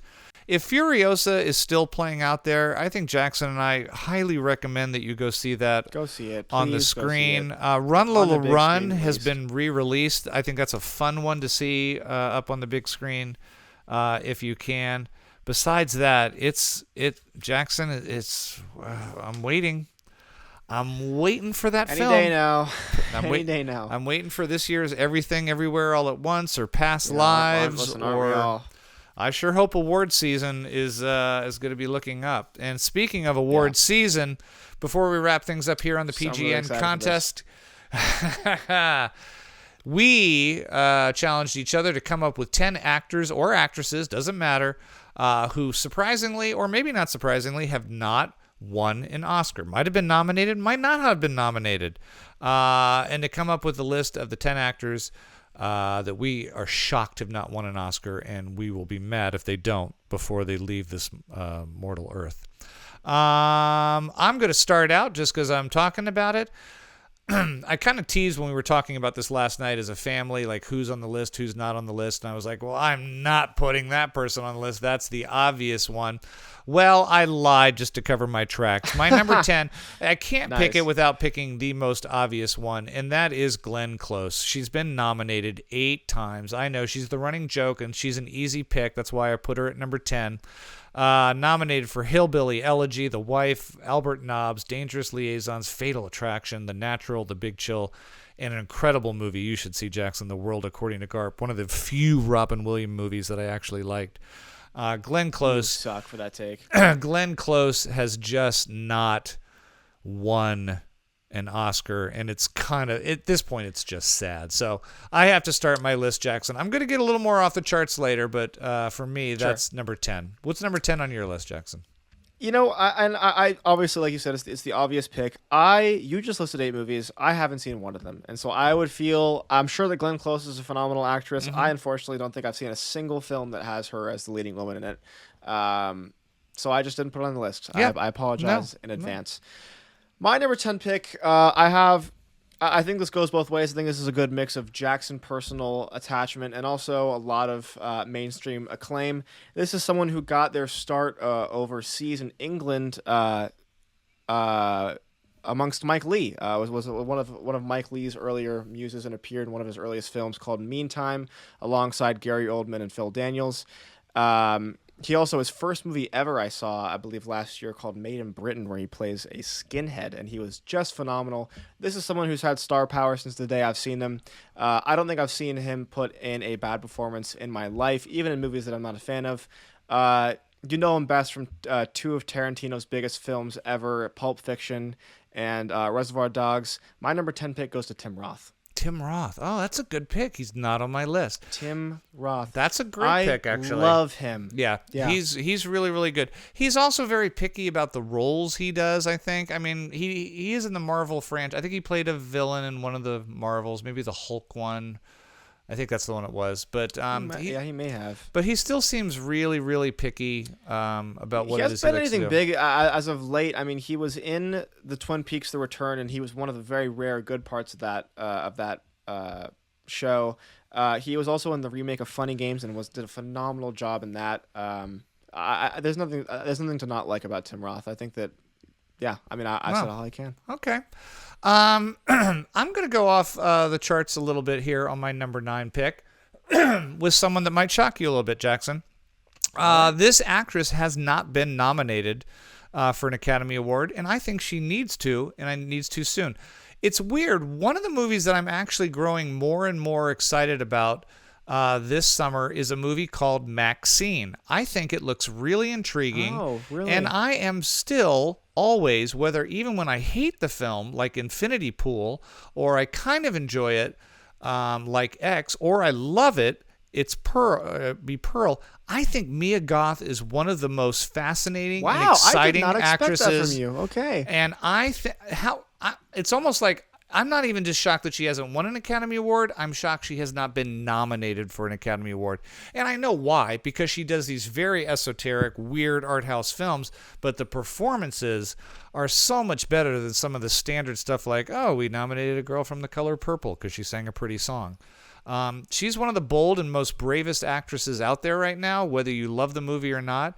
I really, really hope she finds a crossover thing that the Academy appreciates. And I got my fingers crossed. Maxine looks really good. I hope so. I still haven't seen Pearl, so maybe I'll have to sit down and watch that. You need to see Pearl. Because I have seen X, and yes. I was like okay on it. It was a good movie. It's Pearl's 100 times better. Great. That's my that's what I've heard from everyone else as well. My number 9 pick goes to someone that I think really had a shot last year at winning this award. But unfortunately was bogged down by a lot of heavy hitters going to bat. I mean, they've been in the scene for as long as I've been around. We've already mentioned movies he's been in this episode, whether we like it or not, with Zodiac. I think this is one of the best supporting actors I've ever seen, and I think that most people know him as the Hulk, and I think that's despicable because this is someone whose talents are often wasted. But you know what? Even when he is playing the Hulk, I still like Mark Ruffalo a lot. I'm going to give my number 9 spot, obviously, like I just said his name, to Mark Ruffalo. Mark Ruffalo. Who beat him this year from Poor Things? Robert Downey Jr., yeah. I still think Mark Ruffalo gave the best performance of last year. Oh, I lost your audio. I lost you. Yeah, I can't hear you. You went dead. Is your mic checking? I hit my mute button on accident. Sorry. There you go. Hello. My bad. I'm sure you were agreeing with everything I said. I loved Robert Downey Jr. in Oppenheimer. I still think Mark Ruffalo deserved the Oscar this past year. I was saying I go back and forth. I can see I would have been happy either way, to be honest. Yeah. I know I have to assume I think Mark Ruffalo is just a matter of time. I have to imagine. You're right. But I don't know, man. It's been a long time. He's been in a lot of great movies. True that. Number 8 on my list is an actor that Jackson probably is not as familiar with. Some of the work that should have won him an Oscar. He probably knows him more from the Harry Potter franchise as Voldemort. But I do know at the very least he knows him from Schindler's List, which is a film that he was devastatingly good in, as well as The English Patient, which he also got nominated for. And then he was in one of my favorite films of the previous year, The Menu. He is so exciting to watch on screen. I don't know how Ralph Fiennes has not won an Academy Award yet, because look, Schindler's List alone, you just got to be like, are you kidding me? Yeah, seriously. Are you kidding? God, he is absolutely insane in that movie. The epitome of evil, but evil that you understand. You see, it's not just a stereotypical Nazi. I mean, which is a funny thing to say, but unfortunately is the case with a lot of movies. So my pick is Ralph Fiennes. Jackson? This is probably the most personal pick I have on this list. This is someone that I think, without a doubt, would have won an Academy Award had tragedy not stricken them down at a very young age. This is someone who passed, actually, I think in their late 30s, early 40s from pneumonia. I'm just going to say who it is off the bat because I don't think you know who this is. I'm going to give my number 8 spot to a woman named Katrin Cartledge. She was the supporting and lead in many, many Mike Leigh movies, including Naked, Career Girls. I can go on and on and on. And every time I see her, she is just unbelievable. And I mean, as we all know, many of the people who were in Mike Leigh's early work later had careers launched largely by the Harry Potter franchise, funny enough, since you have already mentioned it here. David and went off to do amazing things. I mean, God only knows what she could have done had she been on this earth for longer. She's still one of the best parts of my favorite movie ever, and for that, I had to give her this spot. Right. Seriously, serious rest in peace to Katrin Cartledge, who gets my number 8 spot. All right, hats off to her. All right, absolutely. I had a feeling there was going to be a Mike Leigh actor or actress on there somewhere. I was like, how is that? How is that not? In what world is that not going to happen? Next up on my list, comedy is underappreciated. It just is. And it always will be. And I had to make sure I had at least one comedian on here who actually did get one Oscar nomination, surprisingly, for one of the very few films that was not a comedy. And that was during his big comeback for Dreamgirls. If I know that one day Eddie Murphy is going to get an honorary Oscar where they get him up on stage and they show clips of 8,000 films that we all love, whether it be the Cop franchise or 48 Hours or everything up to My Name is Dolomite. He is just a master when it comes to making these comedy films. And next up for me is Eddie Murphy. I had to have a comedian on there. I can't fault you for it. And I just don't know if it'll happen, but we'll see. Jackson. Yeah. All right. Cue the bit where Dad pretends not to understand this person's name because we're going overseas for this one. All right. When you think about directors that people talk about in movies, the most talked about, Akira Kurosawa will always come up in the conversation, whether you like it or not. Wrong. One of the most influential masterpiece filmmakers of our time. Seven Samurai, Rashomon, High and Low, Ron. I can go on and on. A filmography as deep as the man himself was. And there is one actor who was pretty much the face of almost all of the films that I just mentioned. Seriously, can do it all. One of the most physical and visceral performances I've seen from an actor in Rashomon, and one of the most reserved and conservative later in his career with High and Low. This is someone who I think, many actors give their flowers to, and rightfully so. And the Academy never would have recognized him at the time that he was acting. But God, I wish they would go back and give him something honorary, because Lord, does Toshiro Mifune deserve it. One of the best actors, in my opinion, of all time. And he will forever go unrecognized for it. And that is why I give him my number 7 pick. Now, is he retired, or is he? He's dead. He's dead. Well, he's not going to win one then. That's not going to happen. He was in movies in like the 40s and 50s and 60s. Like Akira Kurosawa wasn't making movies for that long. And I don't. Jackson, your list is so depressing because they don't have a chance anymore. Exactly. That's what I'm saying. But I wanted to give it to people who I knew, where it was like, these people deserve their flowers at their time. No, I get it. He passed in the late 90s, but literally every single Kurosawa movie that you can think of, this guy was in, with very, very, very few exceptions. Yeah. Huh. All right. I cannot disagree because I haven't seen. Although I saw High and Low, didn't I? I feel like I saw High and Low. I saw High and Low with Mom. I think you came in for the. Is that the one where he was on trial? But when he's on trial. What's the one where the samurai's on trial? Like he's. Oh, that's you were watching. That's Harakiri. Okay. Another great actor in that movie, but not Toshiro Mifune. All right. Number 6 on my list is a name that a lot of people have a hard time pronouncing correctly the first time, and I did tease earlier that he would be on this list. He's been nominated 3 times already, has not won. He was nominated for Eastern Promises, Captain Fantastic, and one of Jackson's favorite movie of the last 20 years, Green Book. Oh boy. Okay, maybe not. Yeah. Whether you're a fan of Viggo Mortensen or not, or Green Book, I should say, he is a complex, dynamic, and I think fascinating actor to watch.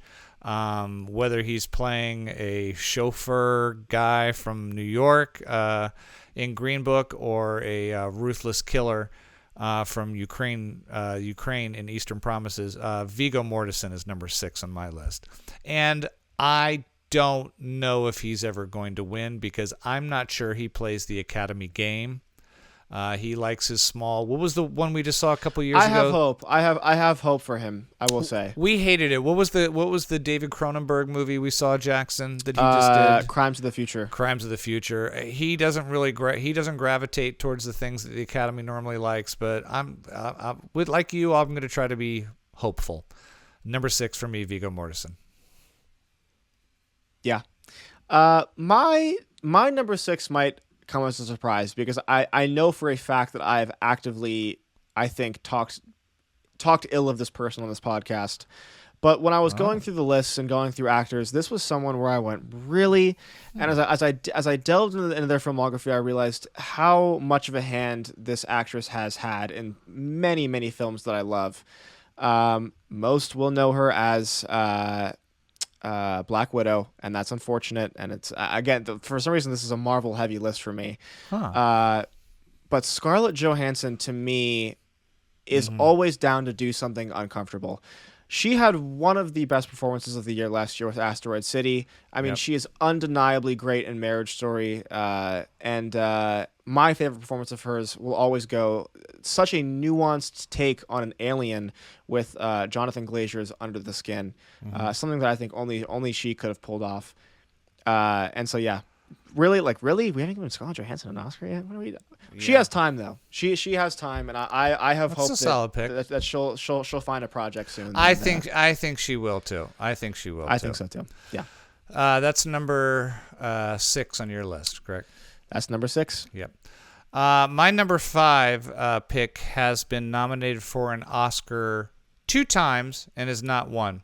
And to be honest with you, after seeing her in a trailer today, I don't want to see her get nominated for this particular film, but I do think she is most definitely worthy of an Oscar.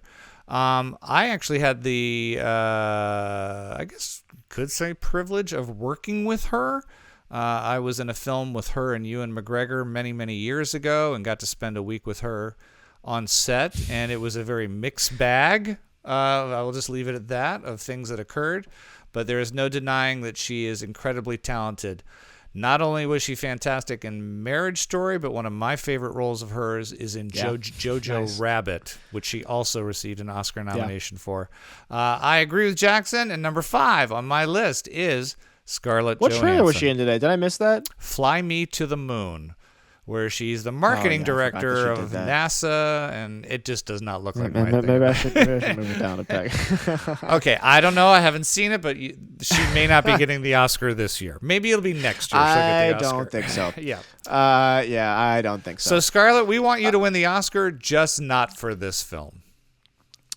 My number 5 is so funny because this is someone who was not even on my radar until I looked up people who have not won an Oscar yet. Because it just felt like such a no-brainer that this is someone who would have one, and I'm afraid that we're running out of time. Although I don't know, man, he's really coming to his own in his old age. What can I say about Willem Dafoe that hasn't already been said? Any movie that he is in, including the schlocky Spider-Man movies, which, by the way, I think are seeing a renaissance. I've seen a lot of people talking about them online and kind of rediscovering how fun Sam Raimi was, especially after the kind of soulless direction that the new superhero movies are taking. But I mean, I wasn't really aware of Willem Dafoe until I sat down in theaters to see The Lighthouse. That was really my foray into seeing what Willem Dafoe is capable of. And since then, it's been nothing but a pleasure of watching him work. I actually didn't get to catch his one-man show last year called Inside. I think you saw that, Dad. Or was that this year? I did. It was last year. Which I do need to revisit because, I mean, what is not to love about Willem Dafoe? He had to make the list. He just had to. No brainer for me. I agree with you wholeheartedly. Let's see. What number am I on here? Let's see. We did 1, 2, 3, 4, 5, 6.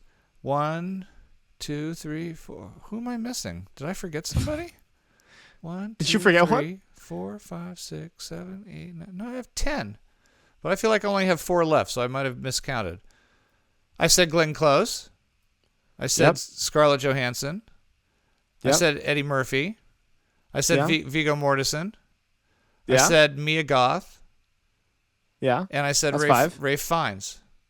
That's 6. Yeah. Okay, so my number 4. We got the numbers off somewhere. I only have 4 left. Oh, yeah. Oh, no, because you went first. Oh, that's right. Oh, that's why. That was your that's 5. Why. Yeah. I didn't see what I'm doing here. My number 4 is Willem Dafoe. Nice. What are you going to do? He's been nominated 4 times. Platoon, Shadow of the Vampire, The Florida Project, which is a great movie you need to see. He was I have seen that. Oh, he's so good I forgot in about that. that. He's so good in that. And Platoon, of course. And To Live and Die in L.A., by the way. Yes. What a batshit performance he has in that. Eternity's Gate. He's the epitome of a character actor. And unfortunately, sometimes character actors fall through the cracks a little bit when it comes to the showier, more leading men. But again, nominated this year again for Poor Things and Lost. Or did he get nominated? I don't know. I think he did not. I don't get think nominated. he was. No, he was not snubbed nominated this year. Yeah. But he was in the discussion. I gotta think he's gonna get one. But Willem Dafoe, I agree with you, Jackson. We're starting to shadow. Are our last 3 gonna be the same? Oh, this is 4, 3. You know, I don't think so because because you've picked another Mike Lee actor. No, that's not it. Well, you're not too far off. Not with this pick exactly, but my number 3 is Ralph Fiennes. I was trying to find a there you go. But my number 3 is Ralph Fiennes. Yeah. I mean, you said it. I mean, we've all seen Schindler's List. Need I say more? Right. I mean, on top of that, was phenomenal in The Menu, and I must add, so incredibly charming in Grand Budapest Hotel. A great performance there as well. And you got to love an actor who can do it all. Because I will say, sometimes it's hard to see someone do a Schindler's List and then watch them in something as charming and full of life as Grand Budapest. But if anyone can pull it off, it's Ralph Fiennes. And you know what? The Harry Potter movies, not my favorite. Yeah. He's a damn good job. He does a damn good job in those. He really sells it. He goes all for it. He's an all-in kind of actor, and for that, he's going to get my number 3 spot. Yeah. All right. So my next pick, it was alluded to a little bit earlier, around the way a bit. I don't think he's ever going to win an Oscar because I think at some point he's decided to stop chasing those types of roles. You could easily say that he's kind of, I don't know, folded the chair a little bit and said, I'm not really worried about the bigger, flashier roles anymore. He has been nominated twice. He was nominated for Places in the Heart and In the Line of Fire, where he played the villain opposite Clint Eastwood. And of course, he is the subject of one of Jackson's favorite movies by Charlie Kaufman. John Malkovich has not won an Academy Award. Really? Yeah. You know, I think I did see that. I don't think I've seen enough of him to... That's because I'm not being John Malkovich's only one. Yeah, when he was at the top of his game, he was absolutely brilliant, and I think he has just finally decided it's not worth chasing down anymore. And he's a little bit older now, and I think he just cashes some checks, which is fine. He deserved it and earned it. So, number 3 on my list is John Malkovich. I know that we're going to get in the weeds with this one because I don't necessarily think that you're going to agree with me. Okay. And I think that's unfortunate. I think that this is an actor who I think oftentimes gets accused of playing the same character in a lot of roles. I could not disagree more. I've seen this man play a plethora of different characters. In fact, he had an insane role I never thought he would take with The Black Phone just last year. This is someone who devoted 12 years of his life to be in a passion project for a director friend of his that turned into one of the most beautiful movies I've ever seen. Yeah. Which I guess he's actually done twice now, if you consider the Before trilogy. Mm-hmm. But I mean, I fall in love with Ethan Hawke every time, every damn time. Even back when he was a kid, and you see, I knew it. I knew you wouldn't like that one. I knew it. Okay. Even when he was a kid, and why am I forgetting the name? Help me out with Robin Williams. Captain, my captain. Dead Poet Society. Dead Poet Society. Mm-hmm. Dead Poet Society. He was captivating then. He's captivating now.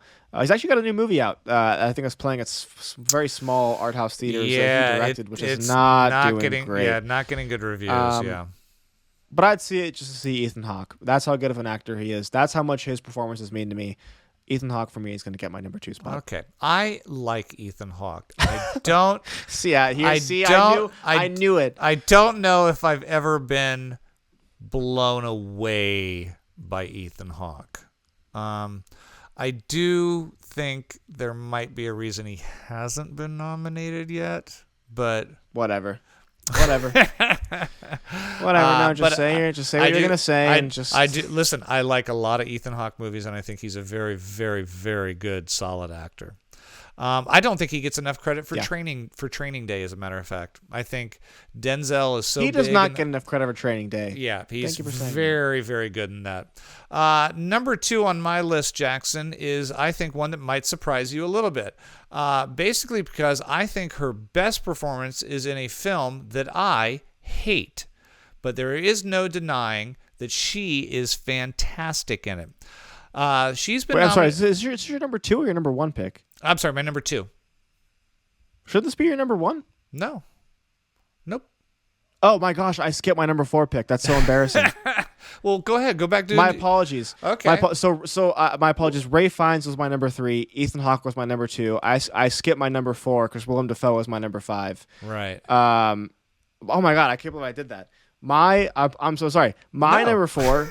You should apologize to number 4 because they obviously don't mean much to you. I really should because she's really phenomenal. Oh, what if it's the same person I was getting ready to talk about? Maybe I don't know. Maybe it is. This is someone who I really have on my list for one film. Although I think that she's been phenomenal in so many of the movies that I've seen. In fact, I'm going to pull up a list now just so I'm not forgetting any. Real quick. Oh my God! I mean, she's been in so many classics, but really, I have her on this list for her work with David Lynch. And B, for fully committing to projects. I completely forgot how incredible she was in Birdman, but God, she is just a complete movie star in movies like Mulholland Drive, and surprisingly enough, once again, a shining light in Twin Peaks: The Return. She actually, it's funny enough because her and Tim Roth were both in Twin Peaks: The Return and were the best parts of that. And she also starred alongside Tim Roth in the remake of Funny Games and was incredible. I can't say enough good things about Naomi Watts, and she's going to get my number 4 pick. She's another one who's kind of fallen off the radar, and she was kind of the hottest thing for a while. I mean, she did the King Kong remake, and she was doing some big Hollywood films, and she was in Eastern Promises with one of your picks. She's great in that. But yeah, she's kind of fallen off the radar a little bit. I don't think she's getting as much. That's a solid pick. All right, well, that means you're down to your number 1, and I'll give you my 2.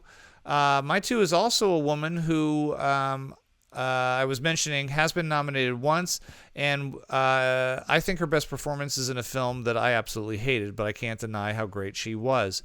I'm going to forgive her and try to forget that there was a movie called Mafia Mama last year that she starred in. Yeah, she almost made my list too. Yeah, but Hereditary, as much as I don't like that film, and then when I look at something like Muriel's Wedding, and then I look at The Sixth Sense, which she was nominated for, and I look at some of the other supporting work that she's done in other films, Toni Collette is a powerhouse of an actress. And I would be really disappointed if her career comes to an end and she's not up on that stage at one point. So if she didn't get nominated for Hereditary, man, I don't know what it'll take. Again, it's the movie. If the vehicle is not right, it's not though. Yeah, it's not the movie though, because it's you don't great. think so? Yeah. Well, I think Academy voters sometimes just don't go to things that they should see, or at least don't pop in the screeners.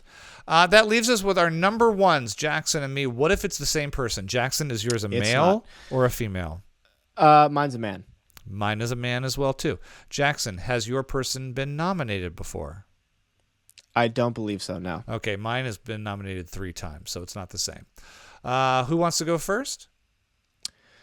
I'll let you go first. I'll go first. I was going to say, I'll let you go first. Number 3 on my list, I love him. I love when he first came on the screen in television, when he took over the role of the side bartender in Cheers, when Coach died and went on to play Woody, his self-proclaimed character, for years on that show until its final chapter, and then made the screen to big screen. First off with kind of smaller roles that really didn't stand out, things like Indecent Proposal, did like a bunch of White Men Can't Jump, which is a great film, kind of showed his foray into comedy. But then he played Larry Flint, his first Oscar nomination in The People vs. Larry Flint. He was also nominated for The Messenger. And then I was so sad when he lost for one of my favorite film of that year, 3 Billboards Outside Ebbing, Missouri. He continuously does interesting work. And I defy anyone to watch Kingpin, one of the best comedies from the Farrelly brothers. I mean, just a fantastic comedy. Watch that and then watch Natural Born Killers by Oliver Stone. And you are dealing with a bona fide man of many masks. It's really, really disappointing that somebody as talented and, from all I hear, an incredibly nice guy, that Woody Harrelson has not won an Oscar yet. He's number 1 on my list. I hope it's coming for him. Yeah, I mean, yeah, I can't fault you for that at all. Although he almost made my list as well. Although I will say this, I hope he does not win for Fly Me to the Moon, coming to theaters this summer, because Something tells me that looks so horrible. I think that we're. It looks so bad. I think that we'll be okay on that one. Okay. Yeah. Number 1, Jackson. The number 1. My number 1 probably isn't going to surprise many people. Yeah. Did you say it was a man? Seen... You said it was a man, right? Yeah, it's a man. Oh, I have a guess. Keep it in your head. I'm going to write it down. I should write it down. Yeah, write it down. Write it down. I don't have anything to write with. I won't lie to you. I won't lie to you. Keep talking. I won't lie to you. If it's the person I'm thinking of, I'll let you know. Go ahead. I have not seen this person in too many movies. But I think that this person deserves my number 1 spot because I think that, bar none, they are the most wasted talent working right now. I think that this man has so many great performances left in him, and I just every day I wake up and pray that someone would give him a chance, because even in the smaller movies that I've seen him in, he has been a shining light. He had a very small role in The Boy in the Striped Pajamas, and he was terrifying and nuanced. He had a very small role in a Kaufman movie that I actually wasn't a big fan of. I'm thinking of Ending Things, where he played Toni Collette's husband, actually, funny enough. And he was terrifying and unbelievable and spanned different ages in just the span of 10 minutes. I mean, working on a Charlie Kaufman movie is a marathon of its own. But most importantly, he is the front man to what I think is one of the best performance pieces, one of the best character studies ever put to screen. My number one pick goes to David Thewlis. Of course, that's not who I was thinking, but of course it's David Thewlis.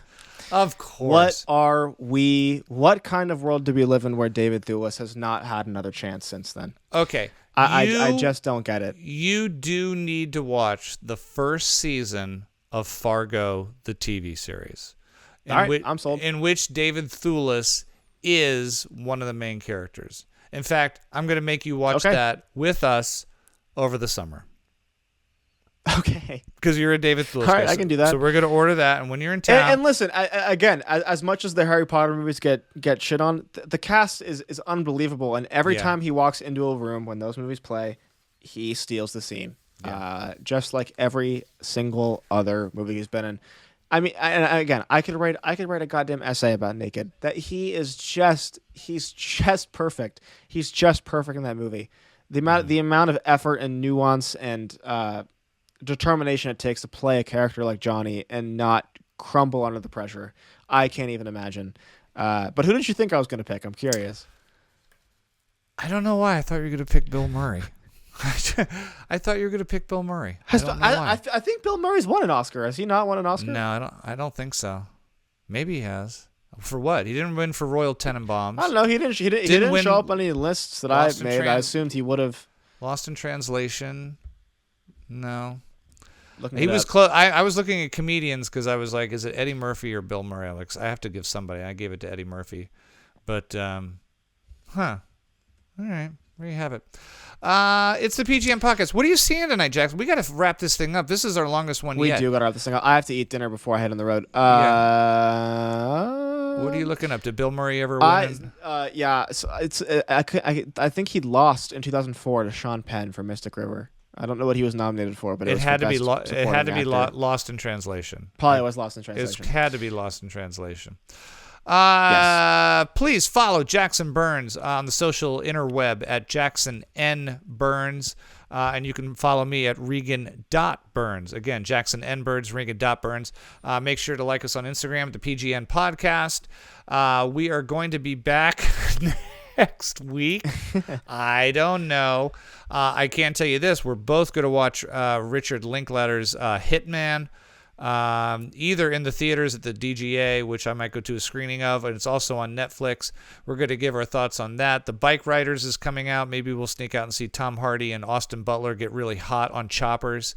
And of course, come back with more fun and silliness and games.